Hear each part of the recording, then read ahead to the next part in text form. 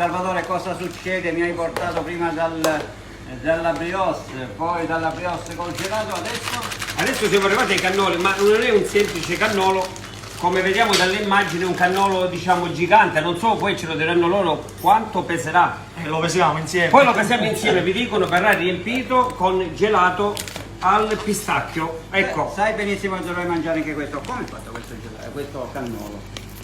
Questo cannolo è fatto con la tradizionale buccia del cannolo, però fatta in una versione più grande, viene ovviamente fritto, fatto riposare e poi viene glassato con del cioccolato, in questo caso fondente, ed è come se stiamo facendo una mattonella, un pezzo duro, perché per la dimensione questo è un formato famiglia, diciamo.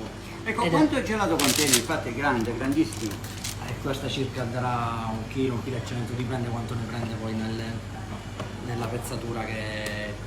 Ecco, vediamo che sta togliendo la parte in eccesso, perché poi verrà bagnato nella granella. Sì, poi verrà messa nella granella di pistacchio in questo caso, diciamo più che altro per decoro, e poi viene appoggiato sul vassoio e venduto come un pezzo duro, il nostro mattonello. Naturalmente ci sono anche quelli piccolini. Sì.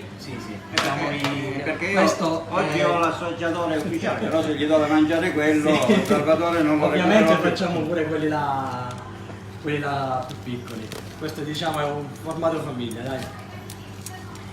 Qual è il gusto di gelato più apprezzato, più richiesto? Nella nostra gelateria? In generale. In assoluto il cremino camelia, che è un nostro cavallo di battaglia che... Dove siamo? Adesso Così vediamo a quanto siamo arrivati.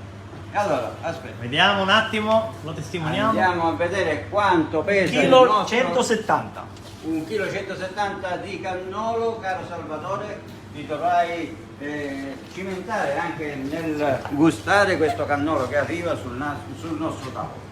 Allora Michele, penso che mangiare questo è impossibile. Mi sa tanto o lo mangiamo tutto assieme oppure mi fermo perché o lo porto a casa. Io farei una Lo porto a cosa, casa. io visto che c'è il nostro assessore vicino, lo chiamo perché tutti insieme facciamo il saluto agli amici di Bella Sicilia, ma soprattutto, caro assessore, queste chicche che ci stai facendo vedere, questa gelateria speciale di Brolo. Allora, poc'anzi tu hai chiesto uno dei motivi per cui venire a Brolo. Allora, vi posso garantire che questo è un valido motivo, è un gustoso motivo per venire a Brolo e per venirci a trovare. Grazie ai fratelli Camelia per questa prelibatezza, per questa pasticceria artistica, e vi posso garantire che il gusto merita.